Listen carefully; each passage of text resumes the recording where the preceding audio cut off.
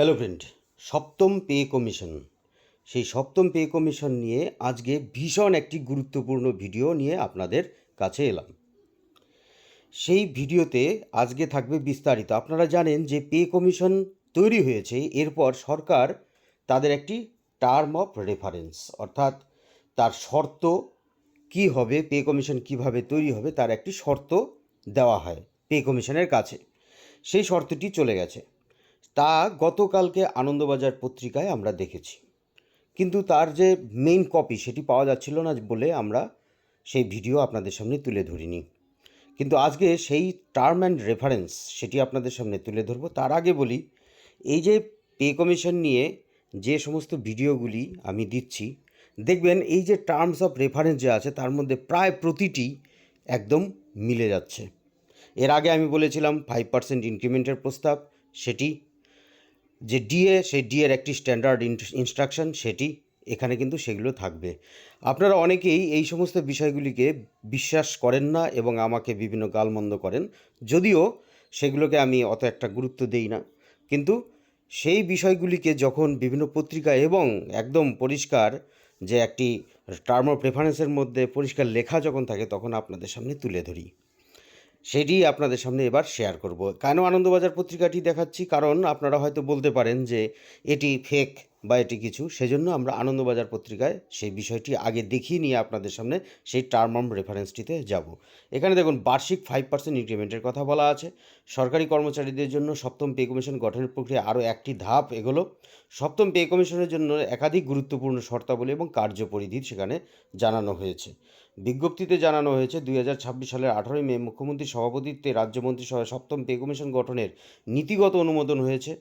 ইতিমধ্যেই কমিশন গঠনের প্রক্রিয়া শুরু হয়েছে। এবার কমিশনের কাজের ক্ষেত্র এবং কোন কোন বিষয় বিবেচনা করবে সেটি জানানো হলো।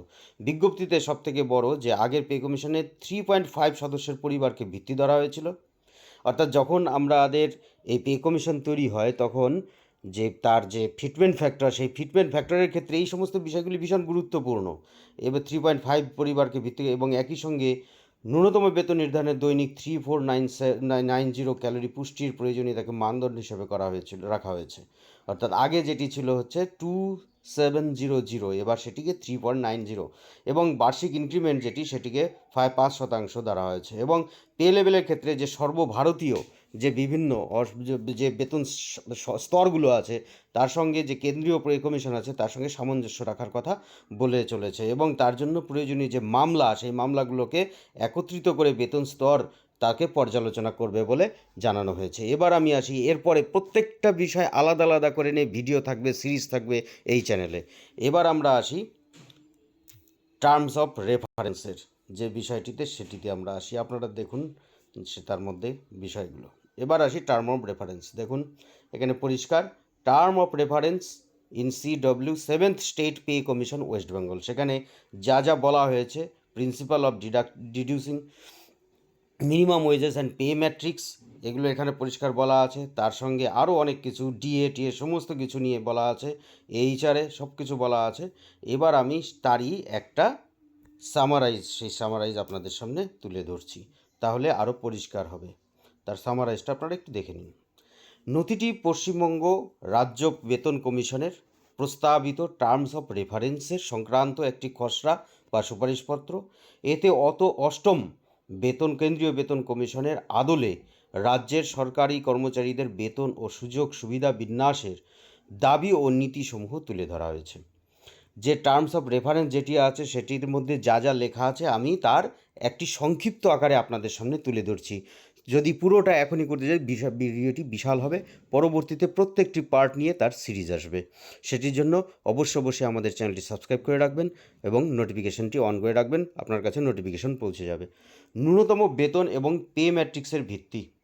পরিবারের একক 3.5 জনের হিসাব ধরা হলেও এবার প্রতি পরিবারে 5 জন সদস্য হিসেবে ধরা হবে। অর্থাৎ আগে প্রতি পরিবারে 3.5 ফ্যামিলি ধরা হতো, যে ফিটমেন্ট ফ্যাক্টর তৈরি হতো, সেক্ষেত্রে এই হিসেবটি আসতো। এবার এক ইউনিটে 5 জন সদস্য পরিবারে ফ্যামিলি, সেটাকে ধরতে বলা হয়েছে। ক্যালোরি, সেই 2700 ক্যালোরির পরিবর্তে 3490 ক্যালোরি পুষ্টির প্রয়োজন ধরে ন্যূনতম বেতন নির্ধারণ করতে বলা হয়েছে। বার্ষিক ইনক্রিমেন্ট 3% পরিবর্তে অন্তত 5% করার কথা বলা হয়েছে।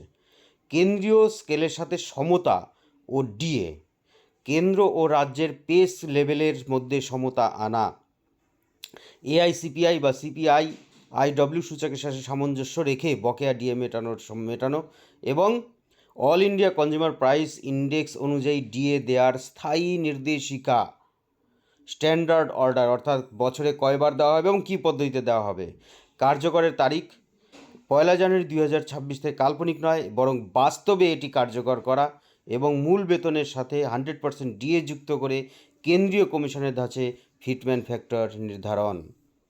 ভাতা এইচআরএ XYZ শহরের ক্যাটাগরি অনুযায়ী কেন্দ্র সরকারের মতো এইচআরএ এবং ট্রান্সপোর্ট ভাতা এবং স্বামী স্ত্রী উভয়ের চাকরির ক্ষেত্রে এইচআরের ওপর থাকা সর্বোচ্চ সীমার কড়াকড়ি তুলে নেওয়া। সন্তানদের শিক্ষা, হোস্টেল ভাতা, কেন্দ্রীয় সরকারি কর্মচারীদের মতো চিলড্রেন এডুকেশন অ্যালাউন্স ও হোস্টেল সাবসিডি চালু করা। অবসরকালীন সুবিধা, পেনশনের কমিউটেড অংশ রিস্টোর করার সময়সীমা 15 বছরের বদলে 11 বছর করা। অর্জিত ছুটির 300 দিনের ঘাটতি মেটানোর জমানো হাফ পে লিভ বাড়ানোর সুযোগ প্রদান। 30 জুন অবসর নেওয়া কর্মচারীদের জন্য একটি অতিরিক্ত ন্যাশনাল ইনক্রিমেন্ট দেওয়া। কেরিয়ার অ্যাডভান্সমেন্ট স্কিম অর্থাৎ ক্যাশ, যেটি ক্যাশ, সেই ক্যাশ নিয়ে অনেক বিষয় বিতর্ক আছে। 5, 8, 12, 18, 24 বছরের কেরিয়ার অ্যাডভান্সমেন্টস যে স্কিম চালুর প্রস্তাব, এটি যদিও সরকারি কর্মচারীদের ক্ষেত্রে, শিক্ষক শিক্ষিকাদের ক্ষেত্রে নেই। স্বাস্থ্য প্রকল্প, ওয়েস্ট বেঙ্গল হেলথ যে সার্ভিসটি আছে সেটি ক্যাশলেসের সুবিধা আরও বাড়িয়ে দেওয়া এবং গ্র্যান্ট ইন এইড পেনশনভোগী পরিবারের মাকে এই প্রকল্পের আওতায় নিয়ে আসা। অন্যান্য সুপারিশের মধ্যে ক্যাডারদের ক্ষেত্রে বলা আছে মর্যাদা ও বেতন পুনঃপ্রতিষ্ঠা, কর্মচারী ও সরকারদের মধ্যে আলোচনার জন্য জয়েন্ট কনসালটেটিভ মেশিনারি গঠন এবং কাজের ভালো পারফরমেন্স এবং প্রোডাক্টিভিটি অনুযায়ী বোনাস এবং ইনসেন্টিভের ব্যবস্থা চালুর সুপারিশ। এই ছিল আজকের ভিডিওর বিষয়, কতগুলি বিষয়, সেটি আপনাদের সামনে পরবর্তীতে বিভিন্ন যে সিরিজ, বিভিন্ন পার্ট, অনেকগুলো পার্ট আছে, সেই পার্টগুলো নিয়ে একটি একটি করে আমরা ভিডিও তৈরি করব। তার জন্য চ্যানেলটি সাবস্ক্রাইব করে রাখবেন এবং পরবর্তীতে আপনার কাছে নোটিফিকেশান যাবে। ধন্যবাদ।